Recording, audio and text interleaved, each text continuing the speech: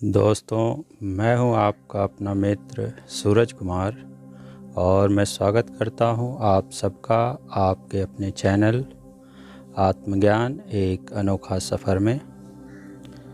दोस्तों, आज मैं जिस विषय पर आपसे बात करने जा रहा हूं वह है ईश्वर साकार है या निराकार है, व्यक्त और अव्यक्त की परिभाषा क्या है, नाम रूप श्रेष्ठ है या रूप नाम श्रेष्ठ है। साकार और निराकार को समझने के लिए सर्वप्रथम यह समझें कि एक साधारण मनुष्य के नज़र में साकार शब्द और निराकार शब्द का क्या अर्थ है। एक साधारण मनुष्य जिस वस्तु का आकार अथवा रूप अपनी आँखों से देख सकता है उसे वह साकार समझता है, परंतु जिस वस्तु का आकार वह अपनी आँखों से नहीं देख सकता है उसे वह निराकार समझता है। परंतु क्या यह पूर्ण सत्य है? जी नहीं। मेरी नज़रों से देखें तो यह अधूरा सत्य है। जिसको हम अपनी आँखों से नहीं देख सकते तो क्या उसका अस्तित्व भी हम नकार सकते हैं? जी नहीं। अब आपसे मैं कुछ सवाल करता हूँ और आप मुझे उसका जवाब दें। आप पानी को तो देख सकते हैं, क्या उसका कोई रूप या आकार है? क्या एक विशाल समंदर का कोई आकार है? नहीं है। परंतु इससे क्या पानी का कोई अस्तित्व ही नहीं है? है। पानी का अपना कोई आकार नहीं होने के बाद भी उसका अस्तित्व है और यह भी सत्य है कि पानी के बिना जीवन संभव नहीं है। हम बिना पानी के जीवन की कल्पना तक नहीं कर सकते हैं। अग्नि को भी हम देख सकते हैं, परंतु उसका कोई रूप या आकार नहीं होता है। परंतु हम जानते हैं कि अग्नि का हमारे जीवन में कितना अधिक महत्व है। आज से नहीं, पुरातन काल से हम अग्नि का महत्व जानते हैं, क्योंकि इसके बिना मनुष्य और जीव का विकास संभव नहीं था। उसी तरह वायु, आकाश, मन, बुद्धि, आत्मा और परमात्मा है, जिसका ना तो कोई रूप है, ना ही कोई रंग है और ना ही वो हमें दिखाई देता है। यहाँ तक कि विज्ञान के किसी मशीन द्वारा भी इसका कोई रूप, रंग और आकार दिखाई नहीं देता। तो क्या इसका कोई अस्तित्व नहीं है? क्या हम इसके अस्तित्व को नकार सकते हैं? जी नहीं। शायद अब आप मेरी बातों को अच्छे से समझ सकते हैं। वह परमात्मा जो सबके होने का एक अकेला कारण है, वह इतना सूक्ष्म तत्व है और उसका आकार इतना विशाल है कि जिसमें सारा ब्रह्मांड समाया हुआ है। या यूँ कहें कि यह सारा ब्रह्मांड उस ब्रह्म या परमात्मा का एक बहुत ही छोटा हिस्सा है। फिर आप ही बताएं कि वह हमें इन आँखों से कैसे दिखाई दे सकता है। यही कारण है कि हम सब उसे निराकार ब्रह्म भी कहते हैं, क्योंकि हम उसे देख नहीं सकते। हमारी आँखें 3 तत्वों से बनी हैं, ठोस, द्रव्य और अग्नि। इसलिए हम 3 तत्वों को ही देख सकते हैं। बाकी के तत्व इन आँखों से दिखाई नहीं देते। इस तत्व ज्ञान को अच्छी तरह समझने के लिए आप सब मेरी पिछली वीडियोज़ परमेश्वर का तत्व ज्ञान, परमेश्वर के परम तत्व का ज्ञान और परमेश्वर का विस्तृत तत्व ज्ञान आदि वीडियोस को देखें ताकि आपको सही तत्व ज्ञान हो सके, क्योंकि बिना तत्व ज्ञान के उस परमात्मा को समझना असंभव है। अब बात करते हैं व्यक्त और अव्यक्त की। तो जिसके बारे में हम बोलकर बता सकते हैं या लिखकर बता सकते हैं, हम उसे व्यक्त कहते हैं। और जिसे हम महसूस तो कर सकते हैं, परंतु हम उसकी पूर्ण व्याख्या नहीं कर सकते हैं और ना ही उसे बता सकते हैं, उसे हम अव्यक्त कहते हैं। इसे एक छोटे से उदाहरण से समझने का प्रयत्न करें। आप लोग शरबत या चाय, कॉफ़ी तो पीते ही होंगे, ज़रूर पीते होंगे। अब करना ये है कि जब भी आप शरबत या चाय, कॉफ़ी बनाएं, तो उसे पीते समय उसमें हर घूंट में आपको एक एक चम्मच चीनी की मात्रा बढ़ाते जानी है। यानी हर एक घूंट के बाद अगले घूंट में एक चम्मच चीनी अधिक कर देनी है। अब आप उसे 10 घूंट में पिए या 15 या 20 घूंट में पीते हो, और फिर अपने हर एक घूंट में आप जो मिठास महसूस कर रहे हैं, उसे एक पन्ने पर अपनी भाषा में लिखने का या बताने का प्रयत्न करें। तब आप स्वयं ही व्यक्त और अव्यक्त की परिभाषा समझ जाएंगे। फिर मुझे या किसी और को आपको समझाने की आवश्यकता नहीं होगी। इसलिए मैं अक्सर आप लोगों से कहता हूँ कि अक्षर ज्ञान पूर्ण ज्ञान नहीं है। मेरे कहने का अर्थ यह है कि अक्षर ज्ञान अनुभूति अथवा अनुभव का एक अंश मात्र है। जैसे ज्ञान के विशाल समंदर से निकाला गया पानी का एक कतरा या कुछ बूंदे। अगर आप सब मेरे इस बात पर गहराई से विचार करेंगे तो आप मेरे इस वाक्य का अर्थ भी समझ पाएंगे।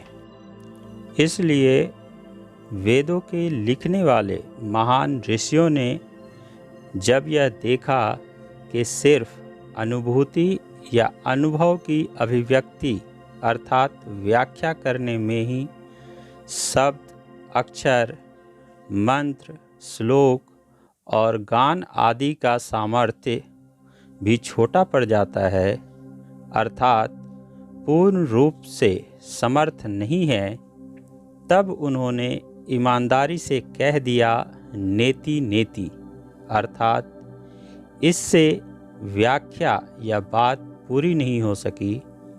मेरे कहने का मतलब यह है कि जो उन महान ऋषियों और तपस्वियों ने अपने हजारों वर्षों की गहन साधना और ध्यान की गहराई में परमेश्वर की जो अनुभूति और परमेश्वर से जो ज्ञान उन्होंने प्राप्त किया, जब उसे ही बताने में वो महान ऋषि और तपस्वी असमर्थ हैं, तब भला उनके बनाए वेद और ग्रंथों के माध्यम से या उसे रटने से उस परमेश्वर का पूर्ण ज्ञान कैसे संभव है। इसलिए हम उस परमात्मा को अव्यक्त कहते हैं। अब बात करते हैं कि नाम रूप श्रेष्ठ है या रूप नाम श्रेष्ठ है। इसका प्रमाण मैं आपको हमारे वेद और ग्रंथों के माध्यम से दूंगा, ताकि आपको मेरी बातों पर विश्वास हो सके और फिर मैं इसका अर्थ आप सब के लिए साधारण शब्दों में करूँगा, ताकि आप इसे सही से समझ सकें। गायत्री महामंत्र वेदों का एक महत्वपूर्ण मंत्र है, जिसकी महत्ता ओम, अर्थात परमेश्वर के लगभग बराबर मानी जाती है। यह यजुर्वेद के मंत्र ओम भूर्भुवः स्वः और ऋग्वेद के छंद 3:62-10 तत्सवितुर्वरेण्यं भर्गो देवस्य धीमहि धियो यो नः प्रचोदयात् से मिलकर बना है। अर्थात ओम पर ब्रह्म परमात्मा या परमेश्वर, भूर का अर्थ है भूलोक, धूलोक या धरती, भुव का अर्थ है आकाश, अंतरिक्ष लोक जिसमें सारे ग्रह और तारे नक्षत्र आदि स्थित हैं। स्वः का अर्थ है स्वर्ग लोक या देवलोक जहाँ सभी देवी देवता निवास करते हैं। तत् का अर्थ है वह, सवितुर का अर्थ है स्वयं प्रकाशित परमात्मा, वरेण्यम का अर्थ है हम उस परमात्मा का वरण करें अर्थात उसकी पूजा करें। भर्गो देवस्य का अर्थ है वह परमात्मा समस्त दुखों और अज्ञान का नाश करने वाला है। धीमहि का अर्थ है हम उसका ध्यान करें। धियो यो नः का अर्थ है वह हमारी अज्ञान रूपी बुद्धि को, प्रचोदयात् का अर्थ है अपने ज्ञान रूपी प्रकाश से प्रकाशित करके सही दिशा में जाने के लिए प्रेरित करे। इसका पूर्ण अर्थ है वह परब्रह्म परमात्मा जो इस धरती, आकाश और स्वर्ग तीनों लोकों का अकेला स्वामी है और इन तीनों लोकों के कण कण में अंतर्यामी रूप से व्याप्त है, अर्थात तीनों लोकों को जीवन देने वाला है, सबके अंतर आत्मा का स्वामी है। उस स्वयं प्रकाशित परमात्मा का हम वरण करें, उसका पूजन करें। वह परमात्मा हमारे समस्त दुखों और अज्ञान का नाश करने वाला है। हम उसका ध्यान करें। वह परमात्मा हमारी अज्ञान रूपी बुद्धि को अपने ज्ञान रूपी प्रकाश से प्रकाशित करके हमें सही दिशा में जाने के लिए प्रेरित करे, हमारा मार्गदर्शन करे ताकि हम सत्य को जान सके और सही कर्म कर सकें। भागवत गीता के 17वें अध्याय के 23वें श्लोक में उस परमेश्वर अर्थात उस ब्रह्म को स्मरण करने की विधि बताई है। ओम तत् सत् इति निर्देशो ब्रह्मणस्य त्रिवृद्ध स्मृति ब्रह्मणस्य तेन वेदाश्च यज्ञाश्च विहिता पुरा। ओम तत् सत्, यह 3 प्रकार से ब्रह्म का नाम कहा गया है, अर्थात उसके स्मरण की विधि बताई गई है, जिसने सृष्टि के प्रारंभ में ब्राह्मण, वेद, यज्ञ आदि अर्थात सब कुछ बनाया। ओम तत् सत् को आपको समझाने के लिए इसकी व्याख्या मैं आपके लिए विस्तार से करूँगा। ओम का अर्थ साधारणतः लोग ओम को एक शब्द या ध्वनि के रूप में समझते हैं। ओम की व्याख्या कुछ लोग समस्त ब्रह्मांड और संपूर्ण जगत के आरंभ, उत्पत्ति और अंत से भी करते हैं। कुछ लोग ओम को ब्रह्मा, विष्णु और महेश के रूप में जानते हैं। मेरे मत से ओम उस परमेश्वर का सूचक है, या यूँ कहें कि ओम साक्षात परमेश्वर ही है, जो इस संपूर्ण अनंत कोटि ब्रह्मांड का एक अकेला स्वामी है। तत् शब्द का अर्थ कुछ लोग कहते हैं वह। मेरे अर्थ में तत् शब्द का अर्थ उस परम अविनाशी तत्व से है। सत शब्द का अर्थ है जो सत्य है, जो सनातन है, जो सदा और सर्वदा एक जैसा ही रहता है, जिसमें कभी कोई विकार पैदा नहीं होता, जो साक्षात सत चित आनंद स्वरूप है, जो काल की सीमाओं से भी परे है, जो स्वयं काल का भी काल है। इसलिए ईश्वर का एक नाम महाकाल भी है, जो अनादि और अनंत है, जिसे उसके सिवा कोई और नहीं जानता। इसलिए सब उसे निराकार ब्रह्म भी कहते हैं। उसके गुण और कर्मों को शब्दों में बयान नहीं किया जा सकता है, इसलिए उसे निर्गुण और अव्यक्त भी कहते हैं।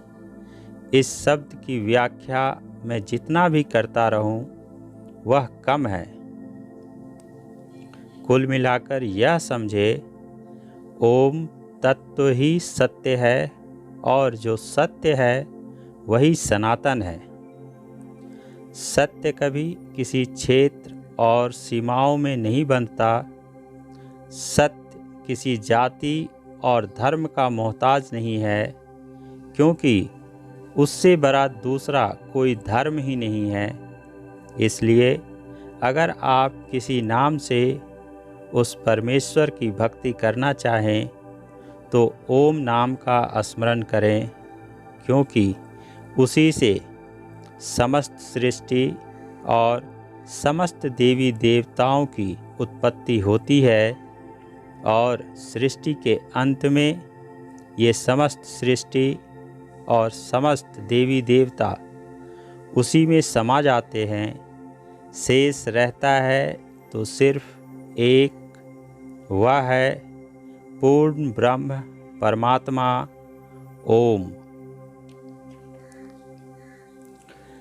बृहदारण्यक उपनिषद का एक मंत्र है, ओम पूर्णमद पूर्णमिदं पूर्णात् पूर्णमुदच्यते पूर्णस्य पूर्णमादाय पूर्णमेवावशिष्यते। अर्थात परमात्मा सभी प्रकार से सदा और सर्वदा संपूर्ण रूप से परिपूर्ण है। यह पूरा जगत भी उस पर ब्रह्म परमात्मा से ही पूर्ण है, क्योंकि यह संपूर्ण जगत उसी पूर्ण रूप परमात्मा से ही उत्पन्न हुआ है।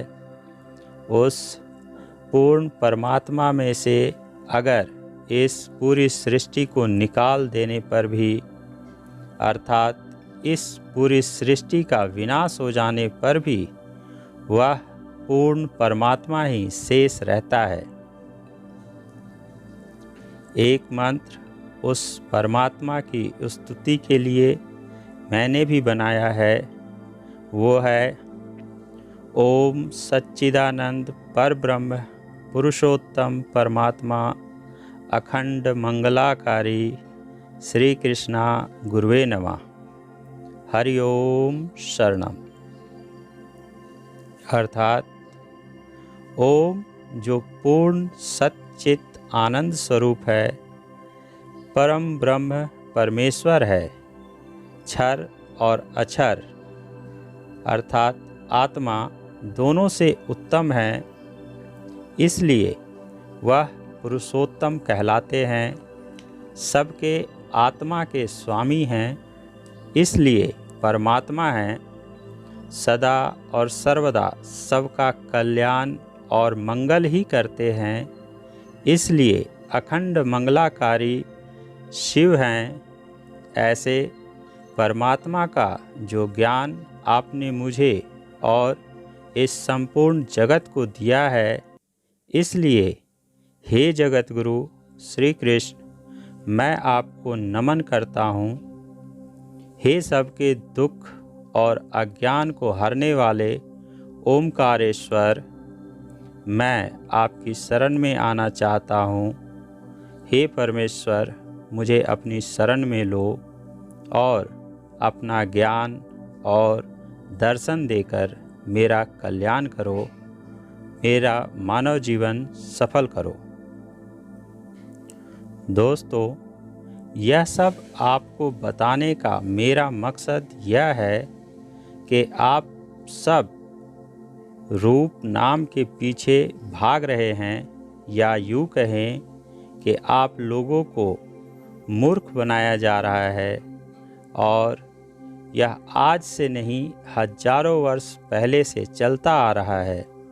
इसे अच्छे से समझने के लिए आप लोग मेरी वीडियोस ब्रह्म, ब्रह्मा, ब्रह्मांड, ब्राह्मण, देव, दानव, आदि मानव और मानव की उत्पत्ति और सृष्टि रचना का रहस्य, और इंसान को कभी भगवान बनने की कोशिश नहीं करनी चाहिए, कर्म का सिद्धांत आदि वीडियोस को देखें।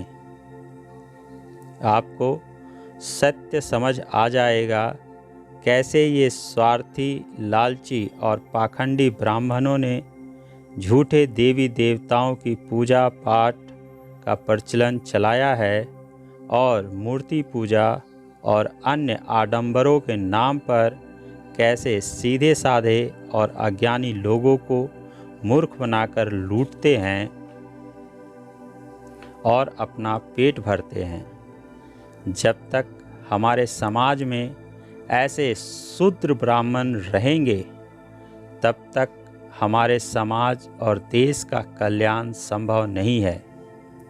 इसलिए रूप नाम के पीछे भागने के बजाय आप सब नाम रूप की उपासना करें और उसका ध्यान करें।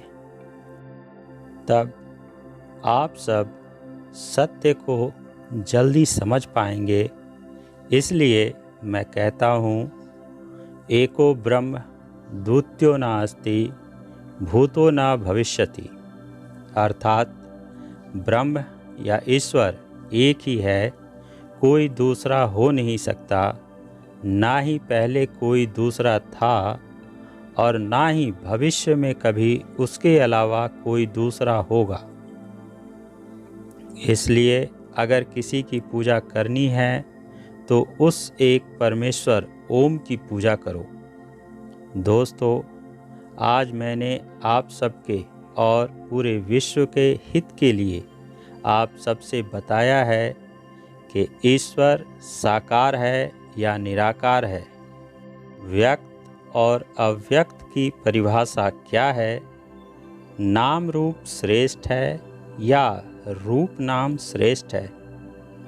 जिस तरह पूरे घर को साफ करने के लिए घर के किसी एक कोने से शुरुआत करना पड़ता है, उसी तरह मैंने भी अपने चैनल आत्मज्ञान एक अनोखा सफ़र और आप सबके सहयोग के माध्यम से पूरे विश्व से इन ढोंगियों का पर्दाफाश करने का, लोगों को जागरूक करने का और जन जन के हृदय में मानवता, प्रेम, ज्ञान और भक्ति का अखंड ज्योत जलाने का संकल्प लेकर सत्य का महायुद्ध शुरू कर दिया है।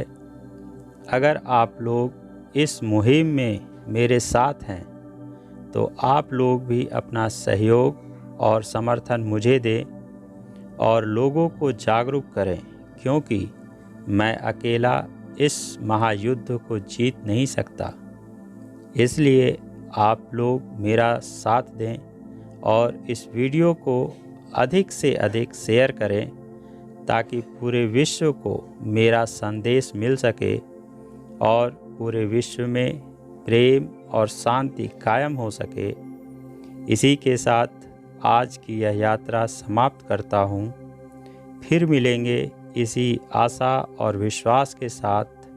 आप सभी का प्रेम पूर्वक धन्यवाद। हरि ओम शरणम।